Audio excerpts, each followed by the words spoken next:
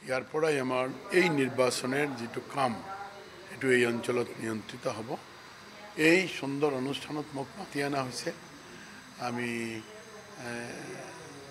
আহিলো আৰু আমি মানে গৌৰৱ অনুভৱ কৰোঁ যে ফেন্সি বাজাৰৰ নিচিনা এটা ঠাইত ভাৰতীয় জনতা পাৰ্টিৰ এটা নিৰ্বাচনী কাৰ্যালয়ত আমাক অংশগ্ৰহণ কৰিবলৈ সুবিধা দিলে আৰু আমাৰ কিছুমান দলৰ কথা মনেৰ কথা আমি ক'বলৈ সুবিধা পালোঁ। আমাৰ এই গুৱাহাটীৰ ৰাইজে পণ কৰি লৈছে এনেকুৱা লাগিছে। মই যোৱা পৰহি দিন আহিছোঁ, তো এই 2-3 দিন এনেকুৱা লাগিছে যে তৃতীয়বাৰ মোদীজীক প্ৰধানমন্ত্ৰী হিচাপে আমি নিৰ্বাচিত কৰাৰ কাৰণে গুৱাহাটী লোকসভাত আমাৰ যিজন প্ৰাৰ্থী বিজলী বাইদেউ আমি বহুত ভোটৰ ব্যৱধানত বিজয়ী কৰি আনিম।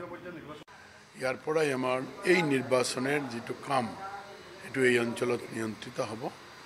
এই সুন্দৰ অনুষ্ঠানত মোক মাতি আনা হৈছে। আমি